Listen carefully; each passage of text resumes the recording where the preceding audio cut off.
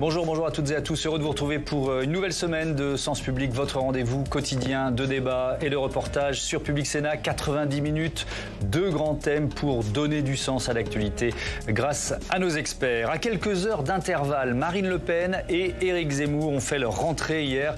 Stratégie de communication similaire, mais destin politique dissemblable. Le leader de Reconquête se remet difficilement de son échec à la présidentielle quand Marine Le Pen réussit sa normalisation. Comment prépare-t-il les prochaines échéances sénatoriales puis européennes? Ce sera le thème de notre premier débat. Et puis dans 45 minutes, 3 jours après le tremblement de terre qui a ravagé le Maroc, on va tirer les premières leçons de cette catastrophe, notamment politique. Le royaume chérifien n'accepte l'aide que de 4 pays pour l'instant et la France n'en fait pas partie. C'est vraiment une mauvaise querelle, une querelle tout à fait déplacée. Le Maroc est souverain. Il est seul en mesure de déterminer quels sont ses besoins et le rythme auquel il souhaite que des réponses soient apportées à son besoin. Nous avons fait une offre, une 60aine de pays ont fait des offres et le Maroc décide souverainement d'appeler telle ou telle de ses propositions.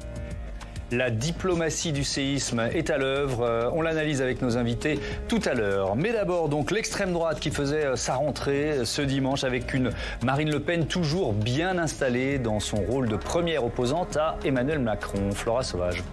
Opération séduction hier en terrain conquis pour Marine Le Pen. La chef de file des députés du Rassemblement national a fait sa rentrée politique à Hénin-Beaumont, dans le Pas-de-Calais. Avec en ligne de mire les élections européennes prévues le 9 juin prochain.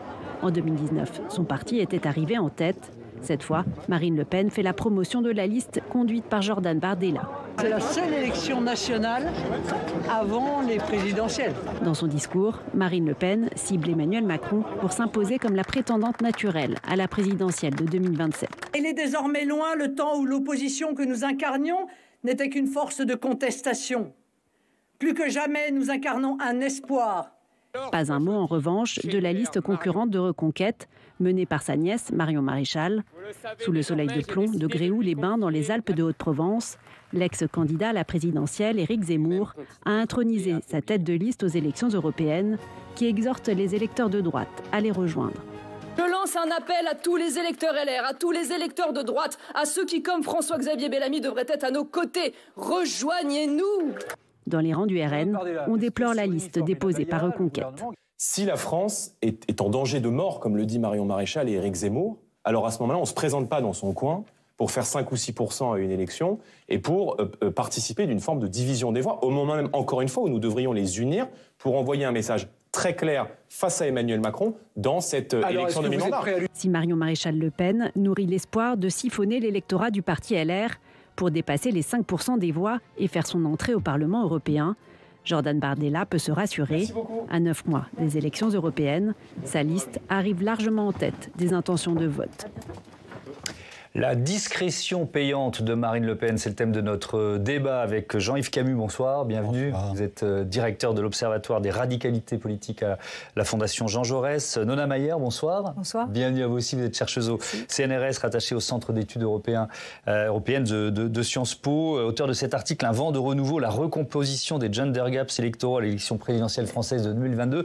Ça nous intéresse parce que c'était vraiment, c'était publié à la Revue française de sciences politiques, question de genre, de sexisme et de comparaison entre le vote Le Pen-Zemmour notamment. Adrien Broche, bonsoir. Bonsoir. Bienvenue, vous êtes responsable des études politiques et publié de l'Institut Via Voice et vous avez publié dans Libération il y a quelques jours une étude passionnante justement autour du vote Marine Le Pen et de sa normalisation. Mathieu Croissando, bonsoir et bienvenue Mathieu, éditorialiste politique. Je vais commencer, Jean-Yves Camus, par le choix des mots pour caractériser Marine Le Pen. On se pose souvent la question, et on doit vous la poser souvent. Est-ce que vous parlez toujours d'extrême droite ? Vous n'avez pas échappé que je dirigeais un centre de recherche qui s'intitule Observatoire des radicalités politiques. Ouais. Des radicalités. J'ai plutôt tendance à utiliser droite radicale. Ouais. Le terme extrême droite a été largement justifié dans les années 70, bien sûr, 80, 90. Il était approprié à l'époque où Jean-Marie Le Pen dirigeait le Front National. Je pense que Marine Le Pen a changé le style. Elle a gardé, bien évidemment, les fondamentaux Mais finalement, quand on regarde la dose de radicalité des uns et des autres, c'est aujourd'hui clairement Reconquête qui est plus radicale, faut-il dire plus extrême, je ne sais pas, que le RN. Et puis, un petit peu partout en Europe, c'est le même courant que l'on voit, c'est-à-dire une extrême droite traditionnelle qui est aux marges, qui dans beaucoup de pays est devenue folklorique, et qui finalement évolue pour prendre la place, et ça c'est fondamentalement intéressant et fondamentalement dangereux pour la démocratie, de droites conservatrices libérales qui ont bien du mal à renouveler leur logiciel idéologique et bien du mal à garder leurs électeurs. Ouais, alors justement, ces électeurs, Nona Mayer, on va rester sur Marine Le Pen pour l'instant, mais est-ce qu'ils se sentent d'extrême droite? Est-ce qu'ils se disent d'extrême droite de moins en moins? Ils n'aiment pas le terme. Oui. Simplement, quand on leur demande tout bêtement de se classer sur la bonne vieille échelle gauche-droite, il n'y a rien marqué. Il y a juste marqué gauche-droite et des godets. Eh bien, il y a soit ils ne se placent nulle part ou en dehors, soit ils se mettent tout au bout à droite. Et quand on demande dans tous les sondages aux personnes sondées où est-ce qu'elles placent les partis politiques, eh bien quand même, le parti de Marine Le Pen est juste avant le parti d'Éric Zemmour, tout au bout à droite. Et le terme en anglais far right serait pas mal, c'est tout au bout. Donc pas extrême, parce que ça nous s'est connoté les ligues, les années 30, donc non. Mais droite extrême, en tout cas, tout au bout à droite, ils le sont tous les deux. À droite. Adrien Broche, bon, je commence par là, c'est pas la première fois que je vous pose cette question, pardon de l'avoir utilisée en ouverture de débat, mais ça m'offre la transition avec alors vous employez le terme banalisation, on peut parler de normalisation aussi de l'image de Marine Le Pen. Vous l'avez donc étudié pour ce sondage réalisé dans Libération, avec des opinions négatives qui restent majoritaires, c'est 51%, mais elles sont en chute forte, moins 13 points en 2 ans, et les opinions positives, à l'inverse, grimpent de 10 points. Quelle leçon principale, on rentrera un petit peu dans le détail tout à l'heure, mais quelle leçon principale vous tirez de cette étude? Je pense que c'est une étude qui fait la synthèse, en fait, effectivement, d'un certain nombre de commentaires qu'on a pu mener, d'enquêtes qui ont été menées aussi, notamment par Jean-Yves Camus et Nona Meyer sur ces dernières années, depuis maintenant un certain nombre de temps. C'est-à-dire que la politique de respectabilité, en tout cas cette première étape-là, elle a globalement été payante pour Marine Le Pen. À partir du moment où 51% des Français, c'est-à-dire une majorité, plus d'1 sur 2, considèrent qu'elle est probablement la prochaine présidente de la République, on peut dire que voilà, il y a un certain nombre de digues, ne serait-ce que dans l'imaginaire, qui ont sauté. Je pense que ça, c'est le premier point. Le deuxième, c'est qu'on a essayé de travailler aussi sur les crédibilités, les compétences. Là aussi, Marine Le Pen, en 2 ans, puisqu'on a essayé de comparer par rapport à une précédente enquête qu'on avait menée en novembre 2021, là aussi, elle monte à la fois sur son périmètre d'intervention traditionnel, les enjeux régaliens, ordre, police, immigration, délinquance, mais aussi sur les questions sociales, ce qui accompagne aussi la mue depuis longtemps observée du Front National, du Rassemblement National, sur ces enjeux-là. Elle progresse sur la protection sociale, elle progresse même sur la lutte contre les inégalités entre les femmes et les hommes, elle progresse sur la jeunesse, etc. Donc il y a aussi un seuil de crédibilité qui a été atteint par Marine Le Pen. Ouais, Marine Le Pen, je le disais en titre, à l'aise dans ce costume de première opposante à Emmanuel Macron. Ce dimanche, c'était son discours de rentrée à Hénin-Beaumont, et elle ironisait sur l'impuissance du gouvernement face à l'inflation. En réalité, si on n'avait pas de gouvernement, ce serait à peu près la même chose.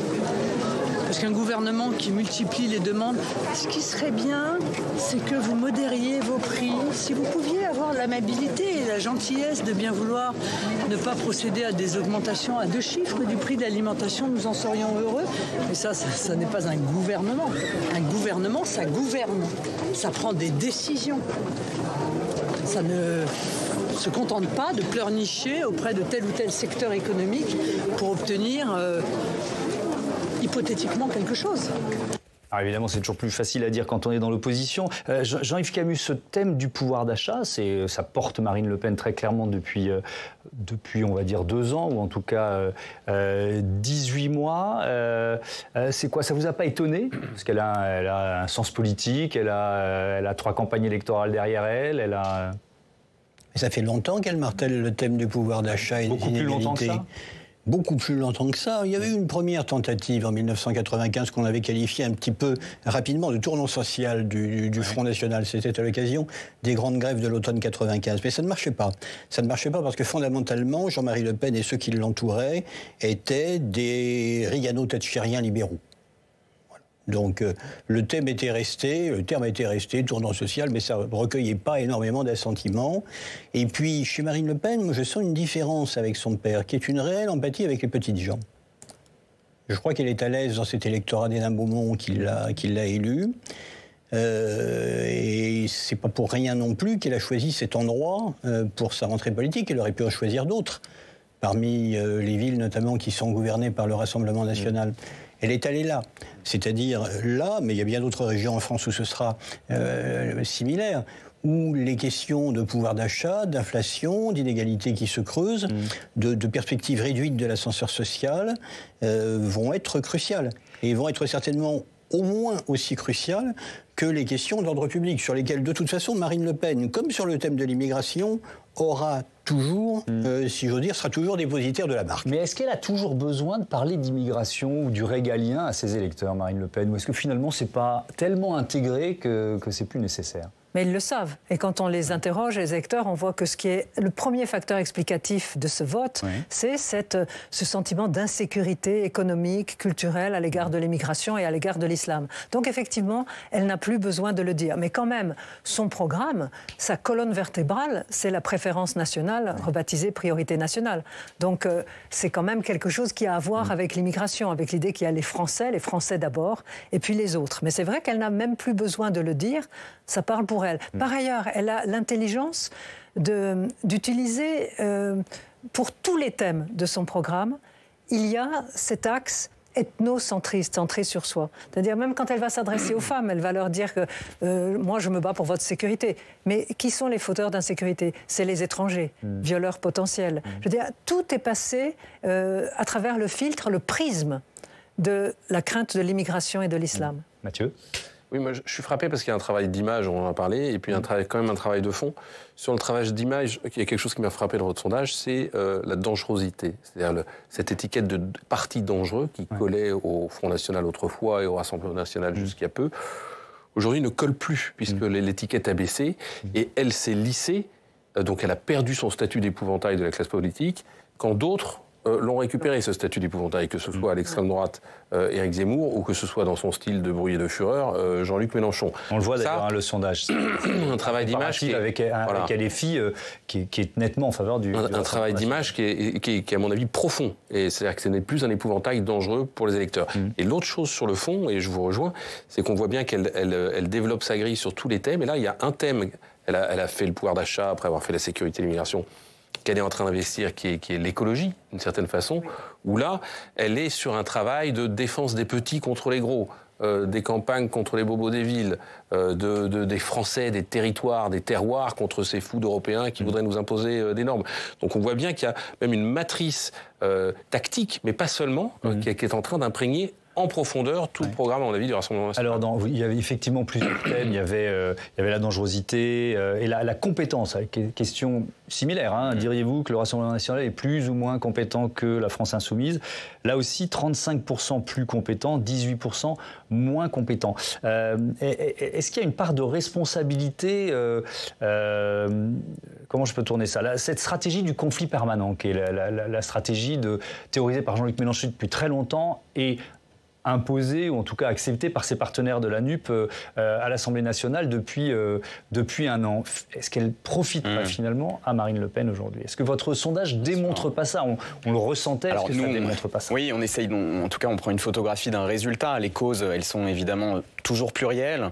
Maintenant, je pense qu'effectivement, il est difficile de ne pas imputer un ersatz de responsabilité quand même là-dessus, au rapport de force entretenu entre la France insoumise dans le cercle des oppositions et le Rassemblement national.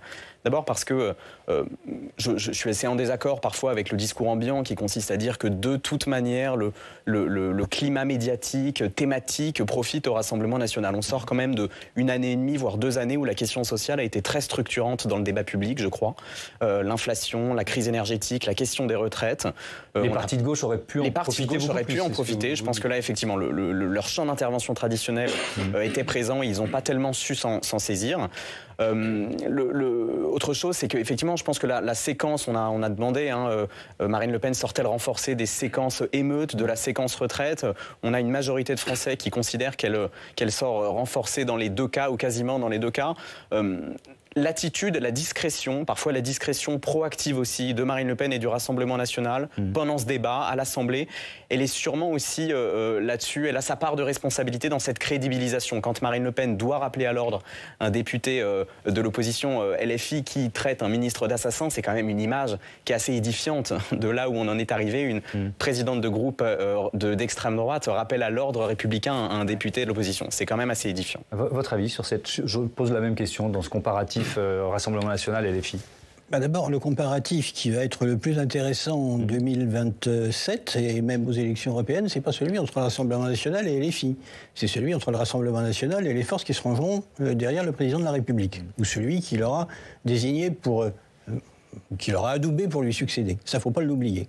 La seconde chose, si on regarde, j'allais dire presque philosophiquement le débat, la théorie du conflit permanent, je l'appelle plutôt théorie du conflit nécessaire.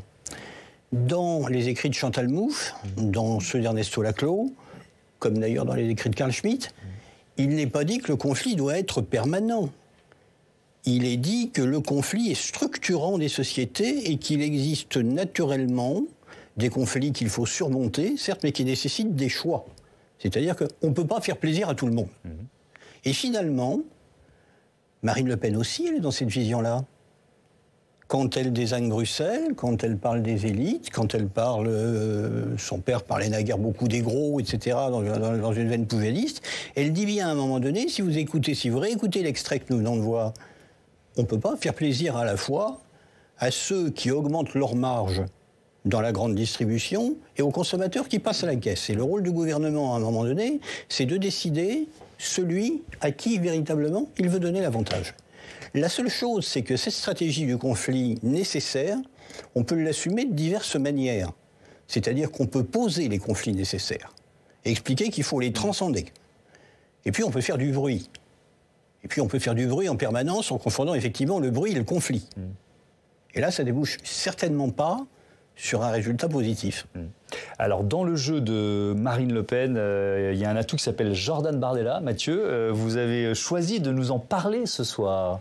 Oui, parce que ce sera vraisemblablement l'homme de l'année du Rassemblement national. C'est sur lui que repose la délicate mission de mener la liste RN aux prochaines élections européennes. Et la pression sur ses épaules n'est pas mince, puisqu'il s'agit de rééditer le coup de maître de 2019, arriver en tête devant les partisans d'Emmanuel Macron au soir de l'élection. Alors, une nouvelle victoire le conforterait dans sa position de dauphin, et un mauvais score, à l'inverse, évidemment, contrarierait un peu ses ambitions.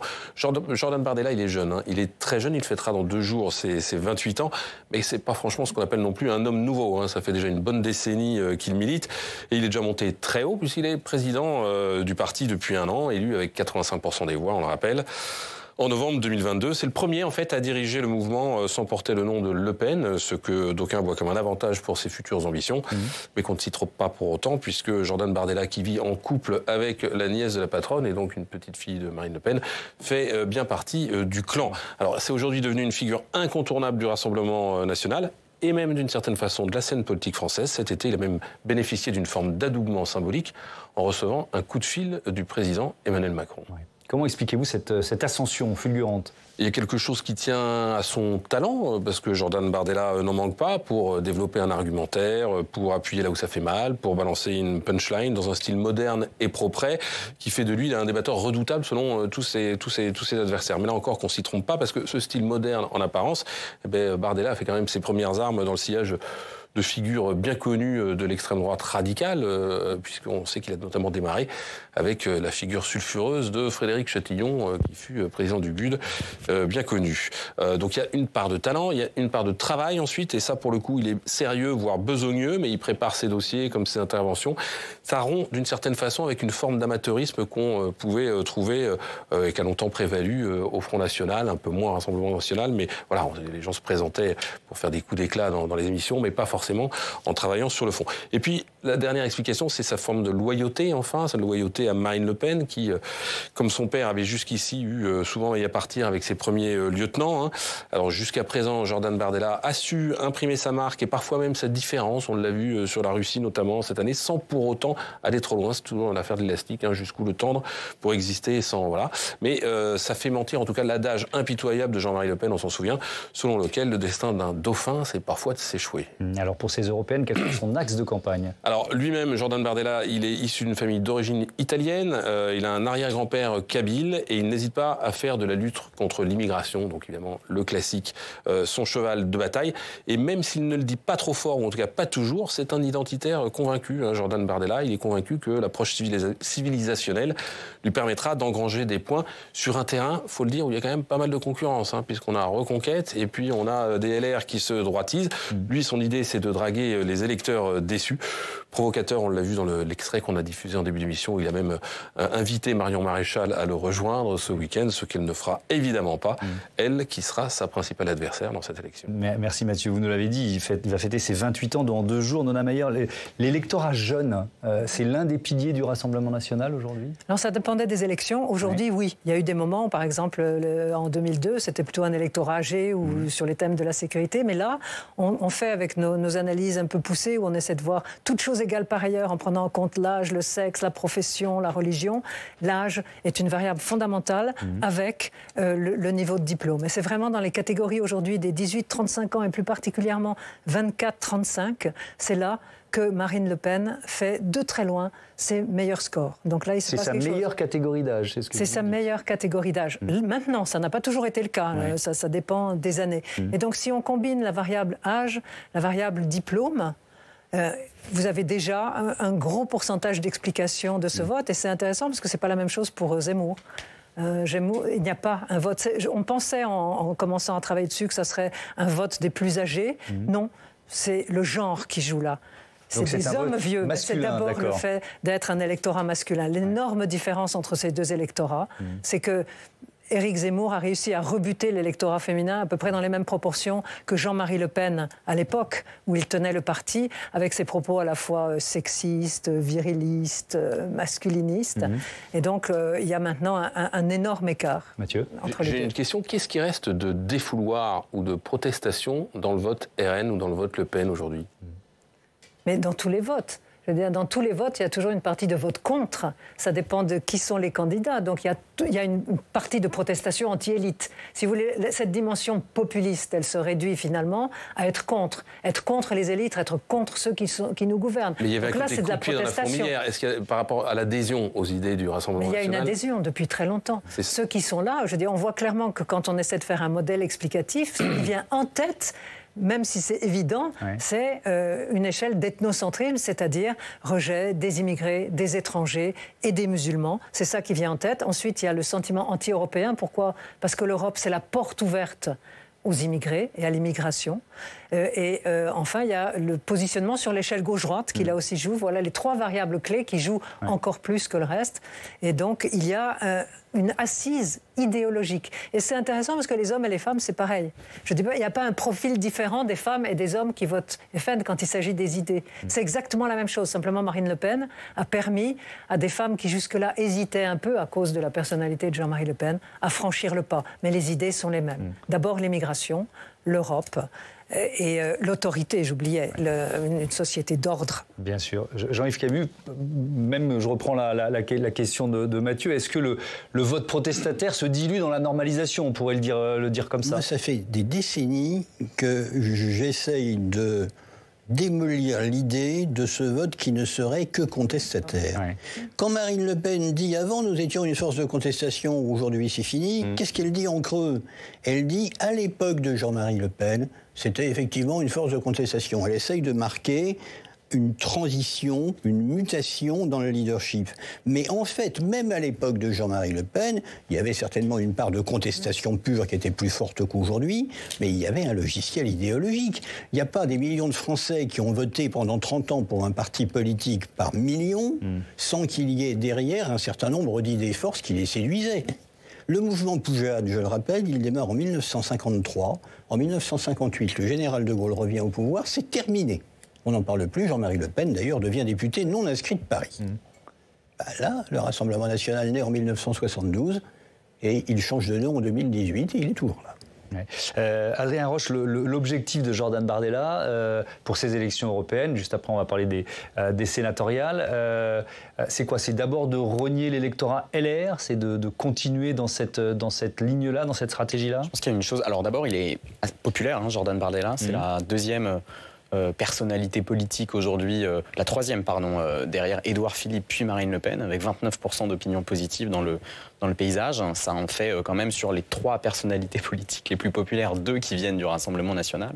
Ensuite, je pense qu'effectivement, il y a quelque chose d'intéressant intellectuellement dans la proposition qui est celle de Jordan Bardella, qui est de faire cette sorte d'ouverture, ou plutôt de tentative de retour aussi à un électorat peut-être un petit peu plus CSP+, ou un petit peu plus libéral que celui auquel Marine Le Pen s'est arrimée depuis maintenant le début des années 2010 et même avant. Donc il y a voilà, quelque chose, sûrement une dimension plus identitaire. D'ailleurs, on parlait des appels du pied de Jordan Bardella à Marion Maréchal. Éric Zemmour a fait les mêmes envers Jordan Bardella en l'appelant à la cohérence et à le rejoindre malgré tout et à quitter le Rassemblement national. Donc il y a cette dimension-là, je pense, cette faiblesse d'empreinte sociale, ce retour à l'identitaire qui dit quelque chose du positionnement idéologique de Marine Le Pen et de l'inclinaison qu'elle va vouloir donner au Rassemblement national pour les prochaines années, parce qu'elle sait aussi que c'est une chose qui peut lui manquer à l'horizon 2027. Est-ce que l'entente est aussi parfaite que l'impression qu'il nous donne, Jordan Bardella et Marine Le Pen?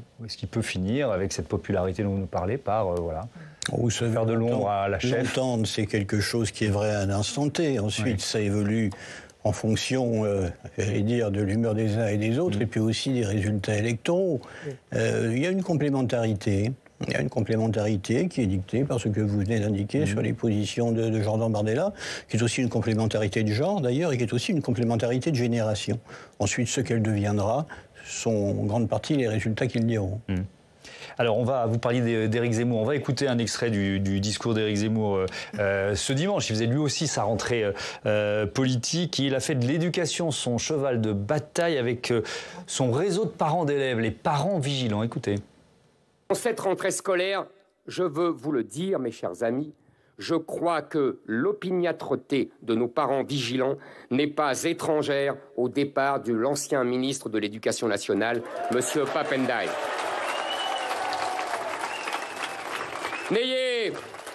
N'ayez pas peur de savourer cette victoire, vous la méritez.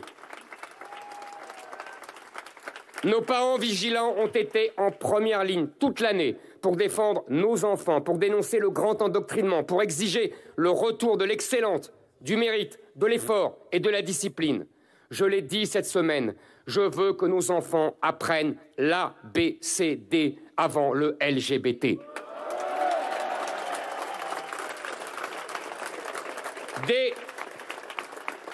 Dès cette rentrée, je vous le demande, présentez-vous à toutes les élections de parents d'élèves. Nous avons le pouvoir de peser davantage. Encore, c'est possible, c'est utile et c'est notre devoir. Nona Mayer, votre avis sur ce discours, cet appel aux parents d'élèves, cette stratégie d'entrisme par les conseils de classe? Alors, ce que je dis est peut-être un peu daté, mais on voit en général plus de mamans que de papas dans les conseils de classe. Donc ça ne cadre pas avec ce que vous décriviez de l'électorat Zemmour. Avec la conception, en tout cas, que lui-même a défendue, parce qu'il a eu des propos. Mais ceci dit, ce n'est pas une stratégie qu'il a inventée. Le Front National, il y a très longtemps, dès l'origine, avait essayé de noyauter, de créer des associations de parents d'élèves, d'être présents dans les écoles. Donc ce n'est pas une nouveauté. Simplement, c'est tout à fait dans sa ligne identitaire, et donc c'est tout à fait logique. Mais c'est simplement là où il est en guerre contre le wokisme, contre Pap Ndiaye, contre les LGBT, il est sur une ligne beaucoup plus dure que Marine Le Pen. Je veux dire, il a une forme de conservatisme moral qu'elle n'a pas. Et ça, c'est quelque chose aussi qui rebute une partie de l'électorat de Marine Le Pen. Marine Le Pen se présente comme une quasi-féministe, de quoi donner de l'urticaire à Éric Zemmour quand elle a écrit son bouquin à Contre-flot. Elle dit qu'elle comprend les femmes qui avortent. Elle dit que ses slogans de campagne, c'est « femme d'État ». Donc elle joue sur le côté féminin et elle se présente effectivement comme moderne. On ne peut pas qualifier véritablement de moderne Éric Zemmour, c'est plutôt la défense de la tradition. Donc, mais sinon, sur le plan de la défense de l'école, ils sont d'accord tous les deux. Simplement, il va encore plus loin. Ouais. Et le grand endoctrinement, c'est la suite logique du grand remplacement. Jean-Yves Camus, qu'est-ce qui vous frappe, vous, dans le discours d'Éric Zemmour ce dimanche, mais plus généralement dans ses discours? Alors, ce qui me frappe d'abord, et c'est peut-être un petit peu à contre-courant, c'est qu'Éric Zemmour conserve, a priori, un socle électoral qui n'est pas complètement négligeable. Parce que quand on part de rien, Faire 7% à la présidentielle, d'abord ça vous assure financièrement la possibilité de tenir jusqu'à la prochaine échéance, d'où l'importance de celle des européennes. Et ensuite, c'est quand même pas complètement négligeable. Oui, je parlais d'échec dans mes titres, mais quand on regarde le score d'Éric Zemmour vu des socialistes ou des républicains, tout est relatif. Il s'est passé avec Éric Zemmour la même chose qu'avec la candidature de Jean-Pierre Chevènement en 2002. C'est-à-dire qu'au mois de janvier, les sondages étaient tels que l'un et l'autre se voyaient devant et en position d'accéder au second tour. Ça, c'est les sondages de janvier. Mais il faut regarder les sondages de mars. Et c'est là que la grande déconvenue est arrivée. Parce qu'assez naturellement, moi j'ai toujours pensé, Éric Zemmour devant Marine Le Pen, c'est quand même extrêmement improbable. Alors ça a créé un sentiment de déception, un sentiment d'injustice extrêmement fort chez les militants de Reconquête, mais même s'ils étaient, d'après ce que j'ai pu lire, 2 fois moins nombreux à Gréoux que l'année dernière, ça reste quand même un événement qui n'est pas complètement négligeable. Il va simplement avoir un problème de renouvellement, parce que sociologiquement, cet électorat est assez marqué. Sociologiquement, cet électorat va devoir se renouveler. Et puis les thèmes, si vous voulez, se répètent quand même né variéture d'événement en événement. On peut évidemment être d'accord avec eux, mais je ne vois pas comment on peut peser plus que 7%, ce qui suffit pour être représenté au Parlement européen, en ignorant totalement la question sociale. Ce qui est quand même la marque de fabrique du discours de Gréoux. On peut effectivement dire « je suis le seul à être véritablement anti-woke », enfin encore que quand on regarde chez LR et au Rassemblement national, il y en a des anti-woke. Mais on ne peut pas, à un moment donné, à moins de s'adresser à un public qui n'a vraiment aucun problème dans la vie, ignorer totalement les questions sociales qui, comme vous l'avez dit tout à l'heure, ont occupé la rue, pendant les 2 années qui viennent de s'écouler. Ça, c'est un point faible. Le rôle, comment vous l'avez étudié, Adrien Broche, d'Éric Zemmour, dont là, on est sur cette stratégie de la discrétion de Marine Le Pen, sur cette normalisation payante. Bon, c'est un peu une évidence, mais on a commencé à le dire. Éric Zemmour étant plus radical dans ses propos, très sombres aussi, c'est vraiment des discours... Il n'y a jamais beaucoup d'espoir dans les discours d'Éric Zemmour, hein, ça c'est le moins qu'on puisse dire. Donc ça participe aussi de la normalisation de Marine Le Pen. C'est une évidence, mais il faut quand même le détailler dans ce débat. Bien sûr, du recentrage en tout cas, de la banalisation. Il a servi, je pense, pendant la campagne présidentielle de paratonnerre, et il continue un petit peu de le faire. C'est intéressant quand on écoute en fait le discours de rentrée d'Éric Zemmour, comme chacun de ses discours de toute manière, ou celui de Marion Maréchal, la tonalité post-élection européenne, elle ne concerne que l'immigration, la submersion migratoire, l'islamisation du pays, l'anti-wokisme, cette bataille qui fait d'ailleurs un petit peu penser à l'alt-right et aux tonalités qu'il y a à l'extrême droite américaine sur cette lutte anti-woke. Elle est assez peu donnée effectivement sur la question sociale, bien sûr. Il y a toujours un peu de référence à l'État obèse, etc., mais assez peu là-dessus. Et il s'agit assez peu au final d'Europe ou d'Union européenne, mais d'abord parce que évidemment l'accent n'est pas mis sur l'euroscepticisme comme ça peut être le cas au Rassemblement national, parce que je pense qu'il y a malgré tout, et c'est aussi sa sociologie électorale là, celle d'ailleurs que cherche un petit peu à obtenir aussi Marine Le Pen, un électorat beaucoup moins hostile à l'Union européenne, qui aurait soit peur d'y perdre économiquement, ou alors qui a le sentiment, malgré les imperfections de la bureaucratie européenne, ou comment est-ce qu'il l'appellerait, peu importe, qu'il y a une culture, une civilisation européenne, un peu dans le sillage du Grèce des années 70, que partage cet électorat-là et cette frange-là de la population française. Ouais. Le RN et Reconquête se préparent pour les élections européennes. Avant ça, il y a les sénatoriales, 24 septembre, on en parle tout de suite avec Alexandre Poussard qui va nous rejoindre sur ce plateau. C'est la chronique de ce Sens Public. Bonsoir Alexandre, bonsoir, Thomas. Bienvenue. Bonsoir, on va voir avec vous les enjeux de ces élections sénatoriales. D'abord pour le Rassemblement national. Eh bien Thomas, d'abord il faut préciser qu'actuellement le Rassemblement national n'a pas de sénateur, mais ce parti compte bien y remédier puisque le dimanche 24 septembre, aux prochaines élections sénatoriale, eh bien, le RN va présenter des candidats quasiment dans tous les départements qui sont concernés par ce scrutin, sauf le Lot, la Lozère, Paris et la plupart des départements d'outre-mer. Et au sein du RN, il y a précisément 3 départements qui sont ciblés pour remporter des sièges de sénateurs.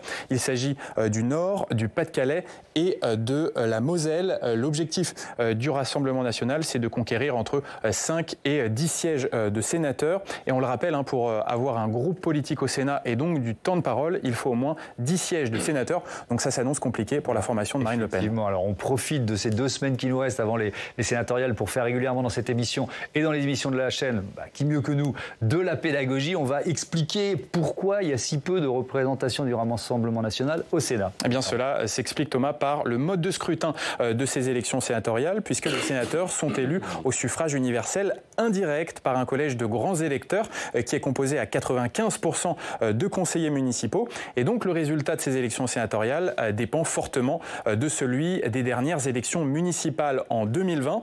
Et à l'époque, le RN avait fait un faible score au municipal en enregistrant que 840 conseils municipaux sur 258 communes dans tout le pays. Et c'était un score plus faible qu'en 2014. Donc le RN est peu représenté au Sénat, tout simplement car il y a pour le RN une faible implantation locale dans nos communes. Alors voilà, pour le RN, du côté de Reconquête, est-ce qu'il y a une stratégie pour les sénatoriales? Eh bien non, il n'y en a pas. Le parti d'Éric Zemmour compte tout simplement enjamber cette élection. Il n'y a pas de candidat, presque pas de candidat Reconquête aux élections sénatoriales. J'ai seulement trouvé une liste avec l'étiquette Reconquête dans le département du Nord.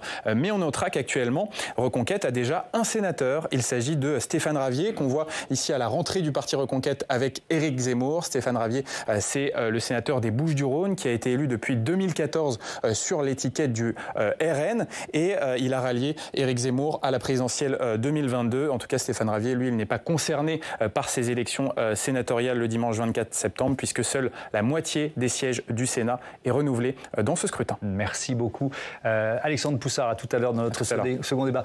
Nona Mayer, Marine Le Pen à la présidentielle a plutôt fait, si je ne me trompe, des bons scores dans les petites villes ou dans les villes moyennes. Pourquoi ça ne se transforme pas lors des municipales ou lors des scrutins, on va dire, territoriaux? Comment vous expliquez ce paradoxe apparent? D'abord, ça prend du temps, mais c'est vrai que au début, quand il a commencé à percer, le Front National, il perçait dans les grandes villes et dans les grandes villes. Et à partir de 2002, il commence à percer dans les villes moyennes, puis les petites villes, puis les communes rurales.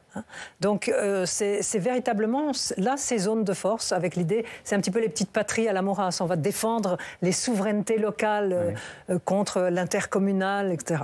Mais de là, c'est des élections de notables, il faut être connu. Il y a beaucoup de communes en France, vous avez 36 000 communes. Donc il faut énormément de temps, vous avez un appareil qui n'est pas en parfait état de marche encore, après les différentes crises. Donc c'est très difficile de s'implanter localement. Mais ils vont y arriver. Mais c'est un parti qui est un nain au niveau de l'implantation locale, tant municipale que régionale. Alors ça n'a pas empêché Jean-Yves Camus, Marine Le Pen de se qualifier 2 fois pour la finale de la présidentielle. Mais est-ce que c'est pas quand même un handicap qui peut rester rédhibitoire, cette absence d'ancrage territorial?